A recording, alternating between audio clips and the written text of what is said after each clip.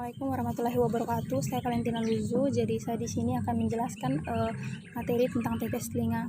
Nah, pertama itu kita mengetahui kalau telinga itu dia merupakan salah satu organ dari panca indera yang berfungsi untuk mendengar. Nah, pertama itu kita tahu dulu pengertian dari tetes telinga atau obat tetes telinga yang biasa disebut dengan gutai. Jadi obat tetes telinga ini adalah sediaan cair yang berupa larutan suspensi ataupun emulsi. Dimaksudkan untuk obat dalam atau obat luar, dipakai dengan cara meneteskan menggunakan penetes yang menghasilkan tetesan secara setara dengan tetesan yang dihasilkan oleh penetes baku. Yang berikut itu tentang anatomi telinga. Telinga itu mempunyai organ yang mampu mendeteksi atau mengenal semua suara yang masuk ke dalam telinga, dan juga banyak berperan dalam keseimbangan dan posisi tubuh. Jadi telinga itu sebagai indera pendengar terdiri dari 3 bagian, yaitu telinga luar, telinga tengah, dan telinga dalam. Nah, yang pertama itu kita akan menjelaskan tentang telinga bagian luar. Jadi telinga luar berfungsi menangkap perangsang getaran bunyi atau bunyi dari luar. Telinga luar terdiri dari daun telinga, saluran telinga yang mengandung rambut-rambut halus dan kelenjar sebasea sampai di membran timpani. 4 daun telinga terdiri atas tulang rawan, elastin, dan kulit. Berikut bagian dari daun telinga itu ada lobula, helix, antihelix, tragus, dan antitragus. Yang berikut itu telinga bagian tengah atau cavum timpani. Nah, telinga bagian tengah itu berfungsi menghantarkan bunyi atau bunyi dari telinga luar itu ke telinga dalam. Bagian depan ruang telinga dibatasi oleh membran timpani, sedangkan bagian dalam dibatasi oleh foramen oval dan foramen rotundum. Bagian dari telinga tengah yang pertama itu ada membran timpani yang berfungsi untuk penerima gelombang. Gelombang yang masuk itu diterima oleh membran timpani. Kemudian ada tulang-tulang pendengaran atau malleus atau tulang martil, incus atau tulang landasun, dan stopes atau tulang sanggurdi. Yang berikut itu tuba auditiva, eustachius atau saluran eustachius. Nah, saluran penghubung antara ruang telinga tengah dan rongga faring. Jadi eustachius itu dia adalah penghubung antara ruang telinga tengah dan rongga faring. Yang berikut itu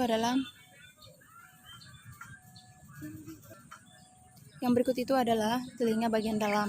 Nah, telinga bagian dalam itu dia berfungsi menerima getaran bunyi yang dihantar oleh telinga tengah. Jadi telinga dalam atau labirin terdiri atas 2 bagian, yaitu labirin tulang dan labirin selaput. Jadi di dalam telinga bagian tengah itu ada ada 2 bagian yang disebut itu labirin tulang dan labirin selaput. Nah, di dalam labirin tulang itu terdapat vestibulum canalis, semicularis, dan koklea. Jadi koklea itu terbagi atas 3 bagian. Yang pertama itu skala vestibuli terletak di bagian dorsal, skala media terletak bagian tengah, skala timpani itu terletak bagian ventral. Kemudian skala vestibuli dan skala timpani berisi perilimfal, sedangkan skala media itu berisi endolimfe. Ion dan garam yang terdapat di perilimfe berbeda dengan endolimfe. Jadi yang terdapat di perilimfe itu dia berbeda dengan endolimfe. Nah, hal ini penting untuk proses pendengaran. Jadi hal ini tuh dia berperan penting dalam proses pendengaran. Antara skala yang satu dan skala yang lain tuh dipisahkan oleh membran. Nah, di dalam telinga bagian dalam itu terdapat 3 membran. Yang pertama itu ada membran vestibuli. Itu dia berfungsi untuk memisahkan skala vestibuli dan skala media.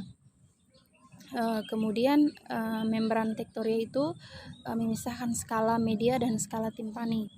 Kemudian ada membran basilaris, itu dia memisahkan skala timpani dan skala vestibuli. Jadi setiap membran itu ada pemisahnya masing-masing begitu. Kemudian ada zat pembawa pada obat tetes telinga. Nah, pada tetes telinga itu dia mengandung cairan pembawa bila tidak dinyatakan lain. Bila tidak dinyatakan lain, cairan pembawa yang digunakan bukan air. Contohnya gliserin dan propilen glikol, atau bisa juga kita gunakan etanol, heksilen glikol, dan minyak lemak nabati. Mengandung zat adiktif seperti pengawet, antioksidan, buffer, agen viskositas, ataupun surfaktan. Nah, larutan yang dipakai ke dalam telinga ini biasanya dia itu mengandung antibiotik, terus mengandung asam borat, mengandung NaCl, mengandung juga gliserin, mengandung peroksida atau H2O2, mengandung propilen glikol, ada juga fungisida dan heksilen glikol, etanol juga, dan minyak lemak nabati. Nah, jadi tetes telinga itu juga dia mempunyai syarat-syarat. Jadi obat tetes telinga itu dia mempunyai syarat. Yang pertama itu memiliki pH itu 4-8, bebas partikel asing dan serat halus. Artinya dia tuh bebas dari partikel asing dan serat halus. Bebas dari partikel asing dan serat halus itu artinya kayak partikel asing tuh misalnya ada tidak terdapat kotoran yang terdapat dalam obat tetes telinga tersebut. Kemudian memiliki syarat yaitu volume rata-rata yang diperoleh dari 10 wadah itu tidak kurang dari 100% dan tidak ada satupun wadah yang kurang dari 95% dari volume yang dinyatakan pada etiket. Kemudian kejernihan sama dengan air atau pelarut yang digunakan. Jadi jernihnya obat tetes telinga itu dia sama dengan jernihnya itu harus sama dengan air atau pelarut yang kita gunakan itu. Misalnya kita menggunakan pelarut air, jadi obat tetes telinga itu harus jernih seperti air. Kemudian ada jenis gangguan pada telinga. Yang pertama itu ada tinnitus, ada juga radang kronis, ada juga tuli akibat bising. Jadi kalau kayak dengar suara yang mungkin bikin telinga sakit begitu, itu bisa menyebabkan tuli itu karena bising, suara-suara yang mungkin tidak bisa diterima oleh telinga begitu. Kemudian ada juga tuli bawaan atau genetik, itu mungkin yang dari gen begitu. Mungkin ada seperti orang tuanya yang tuli begitu. Misalnya nih anaknya tuli, ayahnya tuli, pasti ada anaknya juga yang tuli. Itu yang disebut dengan tuli bawaan atau genetik, itu yang berdasarkan gen atau keturunan. Yang berikut itu ada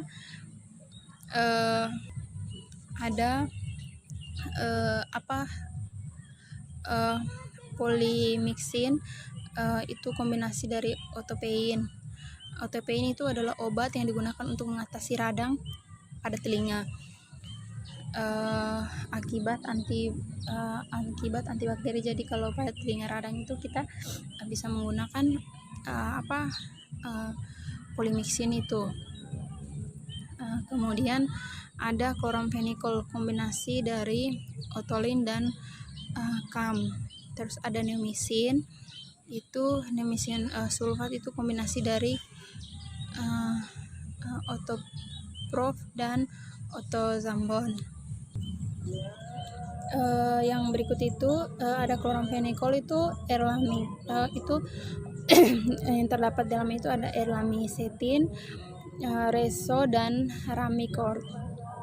Yang berikut itu cara penggunaan obat tetes telinga itu. Nah, jadi pada tetes telinga itu juga ada cara penggunaannya. Yang pertama itu kita siapkan dulu, jadi disiapkan alat dan bahan, termasuk botol obat dan juga tisu. Setelah itu kita cuci tangan dengan menggunakan sabun, supaya ketika kita melakukan pemberian itu tangan kita tuh dalam keadaan bersih. Kemudian hangatkan botol. Nah, kita melakukan penghangatan botol itu berfungsi untuk misalnya nih kan telinga itu dia kan hangat, organ bagian dalam telinga itu kan hangat, jadi ketika kita berikan pemberian itu dengan obat tetes itu sehingga tidak terasa dingin begitu. Nah, jadi kita tuh harus melakukan hangat botol itu selama 2 menit di tangan supaya mengurangi rasa tidak nyaman, karena obat itu kan dingin di telinga yang bisa disebabkan oleh tetesan cairan yang dingin. Nah, yang berikutnya cek botol, lepaskan tutup botol dan taruh di tempat yang kering dan bersih. Kemudian posisi yang tepat, biasa dan berdiri tegak atau miringkan kepala. Jadi itu posisi itu untuk kayak pasien begitu yang akan dilakukan pemberian. Bisa juga berdiri tegak, bisa juga dengan miringkan kepala. Terus dilakukan pemberian pada orang dewasa ataupun pada anak-anak. Setelah itu bersihkan menggunakan tisu, bersihkan di botol sama di telinga itu begitu. Kemudian hal-hal yang perlu diperhatikan sebelum menggunakan tetes telinga itu adalah ditetes di dalam telinga agar bisa memberikan efek terapi yang baik. Jadi obat tetes itu dia tuh harus ditetes di dalam telinga supaya efeknya pada telinga itu baik begitu, supaya terdapat efek begitu, misalnya sembuh. Kemudian memastikan bahwa warna cairan obat tidak berubah dari yang terakhir kali dilihat. Perubahan warna merupakan salah satu indikasi bahwa obat telah kadaluarsa. Jadi misalnya nih yang kita pakai hari ini obat itu sama dengan warnanya itu harus sama dengan yang akan kita gunakan besok. Misalnya kemarin kita pakai warnanya tuh contohnya bening. Nah, jadi hari ini juga ketika kita buka botolnya dan kita lihat itu kalau warnanya sudah tidak bening atau sudah tidak seperti warna pelarutnya, berarti itu tandanya obatnya sudah kadaluarsa. Kemudian ada cara penyimpanan dari obat itu. Cara penyimpanan yang baik agar tidak tumbuhi mikroorganisme itu. Jadi obat disimpan di tempat yang kering dan terlindung dari cahaya dan pada suhu kamar. Nah, kejernihan larutan, kita juga harus perhatikan kejernihan dari larutan tersebut. Kemudian preparat untuk melepaskan kotoran telinga. Kotoran telinga itu adalah campuran dari campuran dari kelenjar keringat dan kelenjar sebasea dari saluran telinga bagian luar. Kemudian itu terdapat 5 sifat fisik kimia. Nah, terdapat 5 sifat fisik kimia itu kelarutan, viskositas, sifat surfaktan, pengawet, dan pH optimum. Nah, jadi itu 5 sifat fisik kimia. Jadi saya tadi lupa menjelaskan, jadi saya akan menjelaskan tentang jenis-jenis gangguan pada telinga. Yang pertama itu ada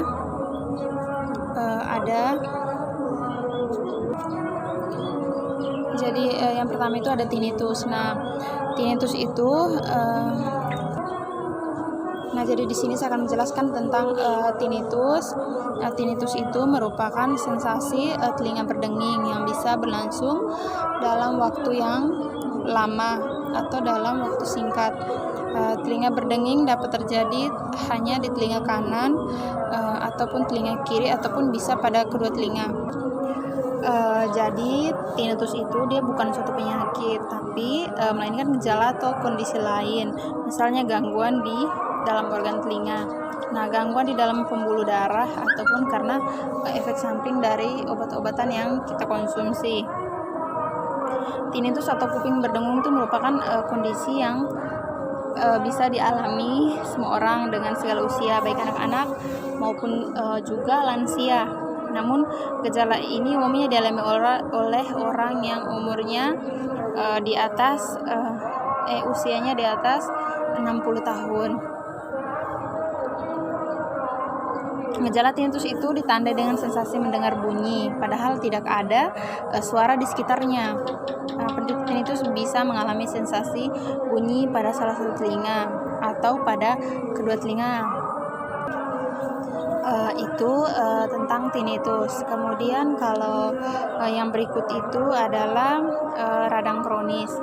Nah, kalau peradangan itu dia biasanya dibagi dua, yaitu akut dan kronis. Kalau yang pertama, kalau peradangan akut itu peradangan yang dimulai tiba-tiba dan menjadi parah dalam waktu singkat, itu akut. Sedangkan kalau peradangan kronis itu adalah peradangan yang dimulai dengan lambat tapi berlangsung lama sampai waktu berbulan-bulan. Jadi kalau misalnya pada telinganya kita tuh mengalami radang kronis itu dia tuh waktunya tuh kayak lama begitu, kayak lama mau sembuh. Itu bisa menyelesaikan waktu yang lama, atau bisa berbulan-bulan atau mungkin bahkan bertahun-tahun. Nah, itu radang kronis. Sedangkan yang berikut itu saya akan menjelaskan tentang tuli akibat bising. Jadi tuli akibat bising itu adalah gangguan pendengaran ketika telinga tidak berfungsi dengan semestinya akibat mendengar suara yang terlalu bising. Kondisi ini biasanya terjadi pada kedua telinga sekaligus. Kemudian tuli akibat kebisingan itu adalah gangguan pendengaran akibat kerusakan struktur sensitif di telinga. Suara yang terlalu keras meskipun didengarkan dalam waktu yang singkat dan menyebabkan kondisi ini bisa berlangsung terjadi setelah kita mendengarkan suara yang terlalu bising, tapi bisa juga terjadi setelah beberapa waktu. Tuli akibat kebisingan ini bersifat permanen atau sementara dan dapat mempengaruhi salah satu atau kedua telinga sekaligus. Nah, yang berikut itu tuli bawaan atau genetik. Nah, jadi tuli genetik atau tuli bawaan itu yang bisa disebabkan oleh faktor keturunan atau faktor gen. Nah, penyakit tuli yang disebabkan oleh faktor gen ini biasanya ditemukan pada kurang lebih 5% bayi yang baru lahir. Kasus seperti itu terjadi karena adanya riwayat ketulian dari keluarga begitu, yang akibatnya itu besar. Kayak misalnya dalam satu keluarga itu ada ibunya yang tuli begitu. Jadi ketika dia melahirkan anak itu kemungkinan besar juga anaknya itu akan terkena tuli begitu, kayak tuli bawaan begitu, yang dari lahir anaknya tuli atau langsung kayak tidak bisa mendengar begitu. Nah, begitu juga kayak ketika ayahnya juga ada yang tuli, pasti ada anaknya juga yang tuli begitu, jadi kayak bawaan begitu. Nah, itu yang disebut dengan tuli bawaan ataupun genetik. Baik, sekian penjelasan materi dari saya tentang tetes telinga. Kurang dan lebihnya mohon dimaafkan. Assalamualaikum warahmatullahi wabarakatuh.